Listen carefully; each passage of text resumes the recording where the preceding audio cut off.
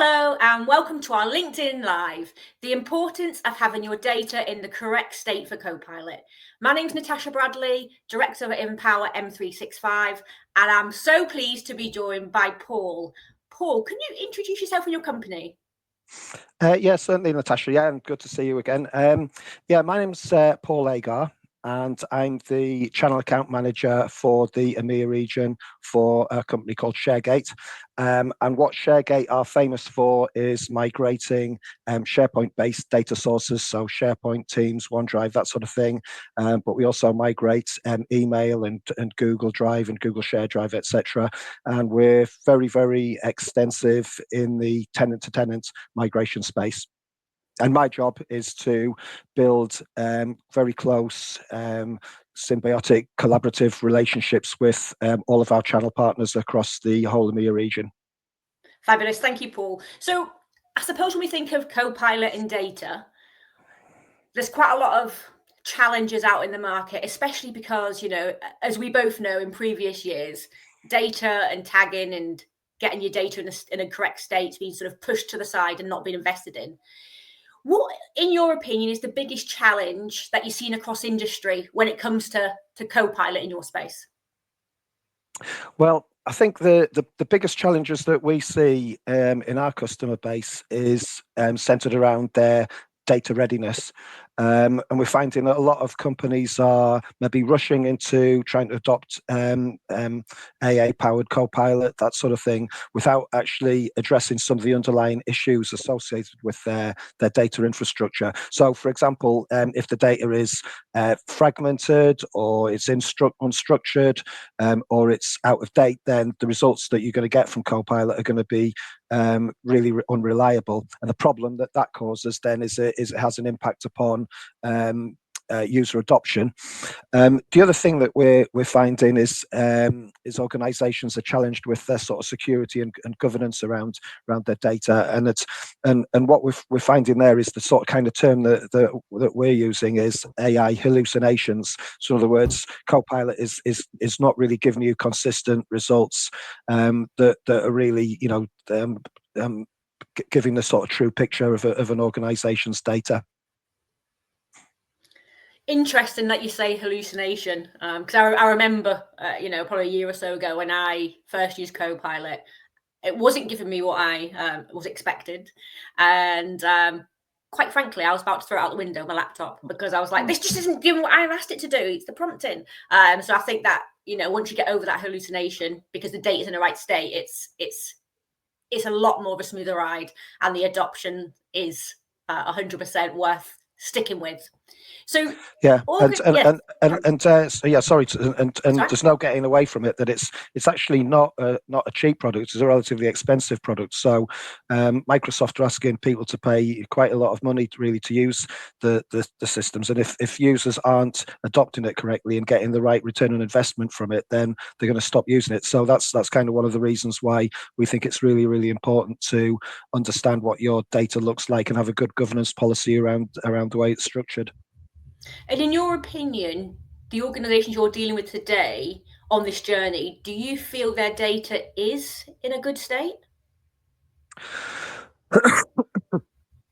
That's actually a good question, because primarily the organisations that we at ShareGate, or certainly me at ShareGate, are dealing with are actually IT channel partners that are delivering services onto their end users. So it's not specifically the end user clients that I'm dealing with, but in speaking to the channel partners, they are kind of saying that they're finding that the data of their end users isn't in a particularly good state. They've got all sorts of disparate data sources, lots of old versions of documents. They don't know who the owners of those documents are. They're finding often that people that have spun up SharePoint sites and team sites that have got a lot of data in that obviously Copilot is crawling have left the business, so they don't even know who owns the data.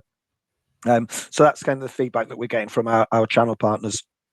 No, it's interesting, Paul, because I've come across an organisation whose employees and users were storing personal information on within 365 because they know where it is. They had a folder saying personal. They thought it was going to be safe.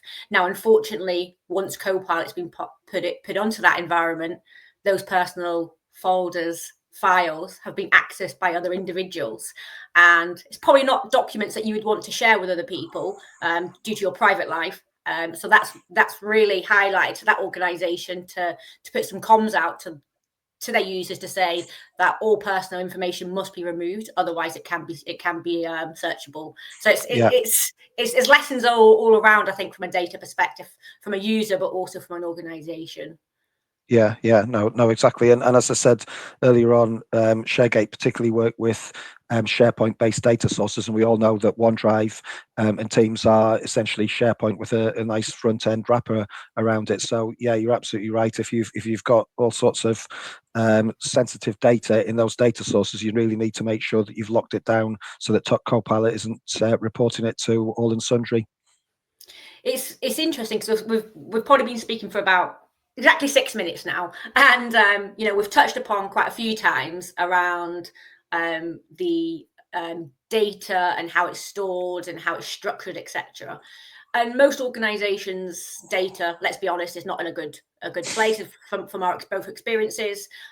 What is your top tips to organizations who are struggling with data issues?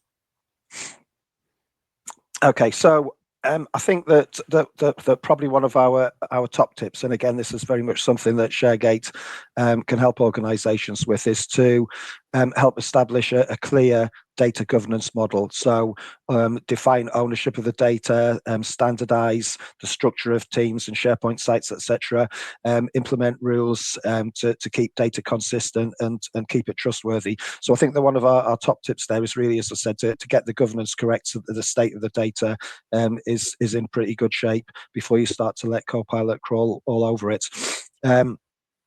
We also think it's important to invest in what we would kind of call maybe a modern data stack. So have a sort of data lake that's an AI ready data lake, and that'll and sort of structure the metadata that you're using, and that'll help make Copilot a lot more effective. And I think the other sort of tip that we would say is that in the early days of adoption, try and really look at prioritizing high impact data sets. So, focus on sort of cleaning the structure in a sort of small number of key data sources, and we think that will help drive the most value from AI, and particularly say when it comes to driving things like workflows. So some of the functionality that Copilot gives us over and above just helping people search for data, making use of data. Yeah, because I think that's a lot of people at the moment are using it as a sort of excelled way of searching, and they need to really, to see value, get ahead of that. You mentioned quite a few times governance. So when you're talking to them about governance and structure in terms of the data, are you finding that a lot of organizations have already written like a governance compliance policy, or do you think they're just going for it and then worrying about policies after?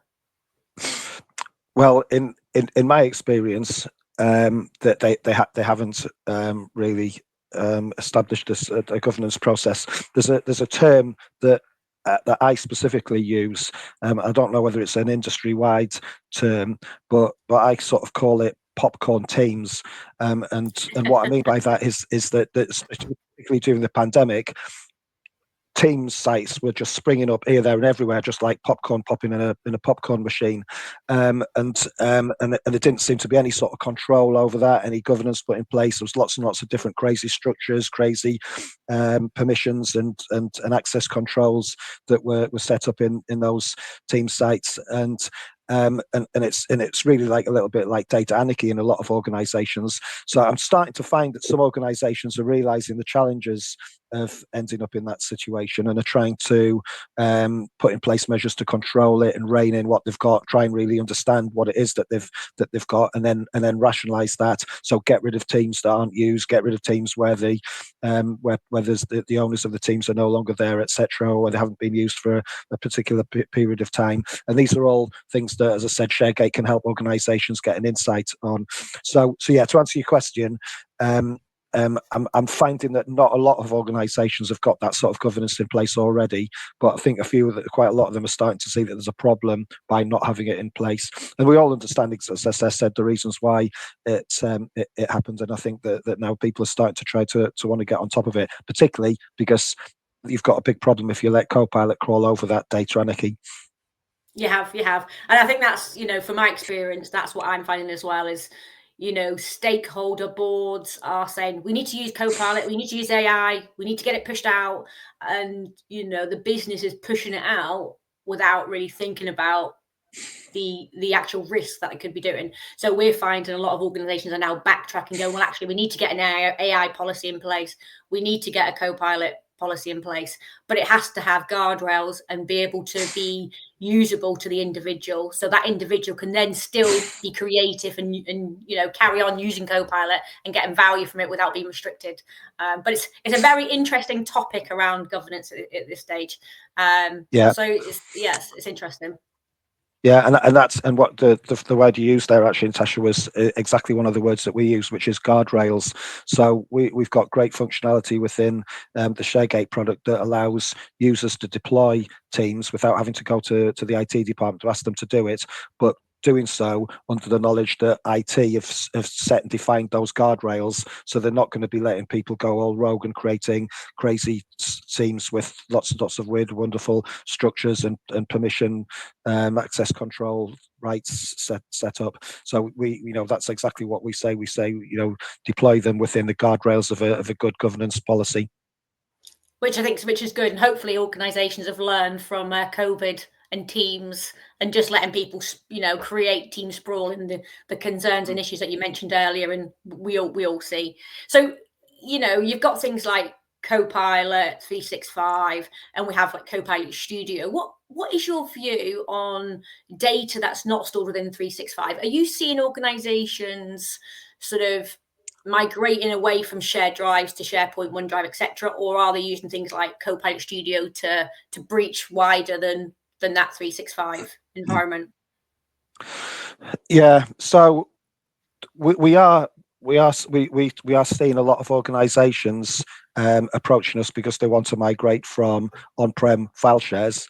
That's been a classic area of functionality that ShareGate addresses, and we're not really seeing that slowing down.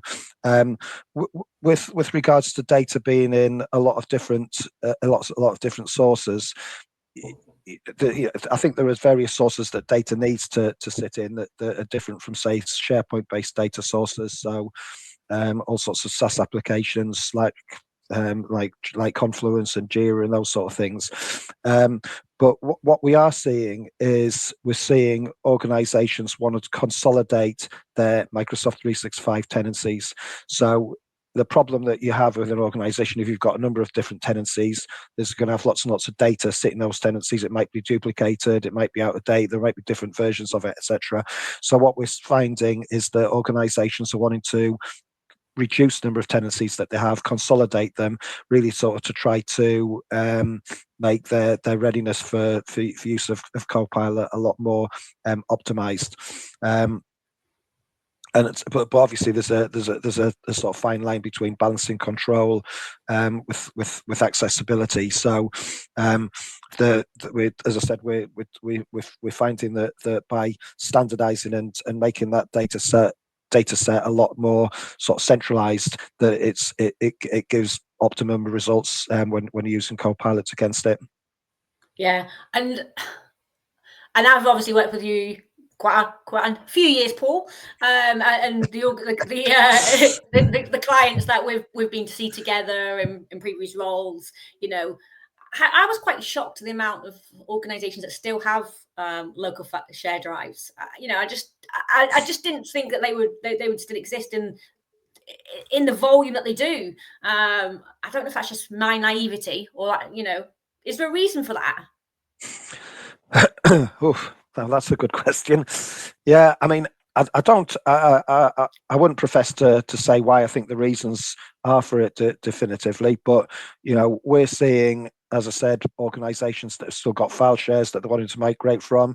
We're still seeing organisations with SharePoint 2003 that they wanted to migrate from in 2007. So yeah, people do end up with old legacy data sources. The reasons why, I guess, are wide and varied. Sometimes it's it's hard to migrate away from some of those systems. Sometimes they've just been used as archive systems and they're just sitting there because they haven't been used for some time. But again, the problem with Copilot is it is going to start to crawl through those archive data sources if you've still got them. So yeah, we do think it's sensible to modernise, but we're under no illusion that there's no sort of magic silver bullet that's or magic wand or silver bullet that can quickly move people from those old data sources. Yeah, unfortunately not. And from your experience, and I know you deal with partners and things, but is there a particular industry sector that you've seen through partners that are accelerating more with Copilot than others, or is there a pattern that you're seeing?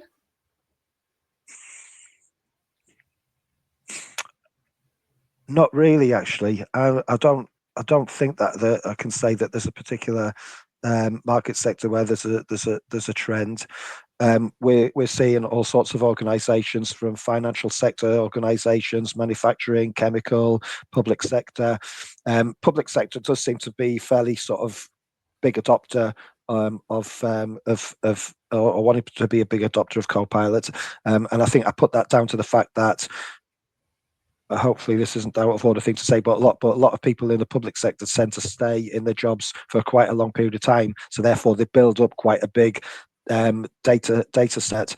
So I'm seeing that public sector organisations are wanting to adopt it. But yeah, there's I wouldn't say there's any particular sector that we're not seeing any activity coming through. I totally agree. And also, I've got to say that we at ShareGate, and me, in terms of what I do, I deal with quite a wide demography of different IT organisations out there, right the way from some of the sort of very, very large GSIs like Accenture and Capgemini and those sort of organisations, right the way through to the sort of people like Softcat, Software One, SHI, those sort of organisations, and then down to sort of very small, localized local IT resellers, and right the way across the board, we're seeing them talking about Copilot and wanting to help their clients with Copilot readiness. So it's not necessary. It's not either a specific size of end user, because the wide sort of variety of different IT services companies are dealing with different sizes of organizations from lots and lots of different sectors. Do you know what? I 100% agree. And that is why it's so exciting to be in this space. We've had organizations come to us with 80 seats looking to deploy Copilot across all of their users, right up to, thousands of users. So I think it's a really exciting space because, as you say, it's not one sector that's going to go. They can all see value and benefit, and they all have the main struggles of, budget cuts, budget constraints, staff shortages, those sort of things need to drive efficiency. So I think they're all sort of, pushing for that same goal, no matter what sector or size of organization. But it's exciting times to be. So, Paul, if you had to give 3 tips to our viewers about how to start the Copilot journey from a data perspective, what would they be? Well, funny enough, I was asking one of our partners about this a couple of days ago, a partner called Node4, and a guy called Jeff Abram, and when I asked him what his viewpoint on this, he said that his 3 tips were plan, and plan. And I think he's exactly right. But I would like to put a bit more sort of meat on the bone to that, in terms of what we mean by that. So I think that, first of all, organizations really need to get their data in order first. So unless they've got clean, structured data sets, the Copilot outputs are going to be unreliable. So I think that's probably one of the first tips that I would give. Secondly, and I think that this is, I think we are undeniably, in the early days of adoption of Copilot, people still don't know what it can do and how to use it, etc. So I still think that we're in this sort of, as I said, the early days of it. So when it comes to getting approval to adopt it, what we would suggest is start with a very sort of small and clear business case. So identify some specific workflows that Copilot could be used to really help organizations save time. And that might be things like summarizing meetings or generating automated reports or answering, HR questions, that sort of stuff. So start with a small, clear business case that we think is going to, generate real results and illustrate to the business how Copilot can work. And then the last tip that we'd suggest is to really sort of drive user adoption through education processes. There's no doubt that organizations using Copilot is going to involve a huge behavioral shift in people's work patterns, etc. And what organizations really need to do is train their users on best practices, help set clear expectations for them in terms of what they're going to get and how to get it, and also how to measure success. So I think those are my so Jeff's tips were plan, and adding meat to the bone. I think on that, as I said, is getting your data sets structured first of all. Start with a nice sort of simple use case that's going to generate results, and help users to adopt the software. I have to say, I love your third one, because it's all around about adoption, and well, it's just where you come from, isn't it? Yeah, but as we say, it's not a training program, it is an adoption program, and that's because it's fundamental ways of new ways of working to users. So it's a long journey, but one that is exciting. As I said again, it's exciting. So Paul, thank you so much for your time. I just wanted to let the viewers know Paul is sick. So Paul, I much appreciate you actually turning up today. But I have to say, he did tell me he has a virus, but I have a sneaky feeling he's still recovering from Newcastle winning the cup. I was very disappointed that they beat Liverpool, but I will give him that one because they deserve to win after all those years. So well done on winning the cup, Paul, and thank you very much for coming when you're poorly, and thanks everybody for listening. If you have any questions, then please feel free to reach out to myself or Paul. But thank you very much, guys. Have a good day. Take care. Thanks, Paul. Cheers, everyone. Bye-bye. Thanks, Sasha. See you now. Bye.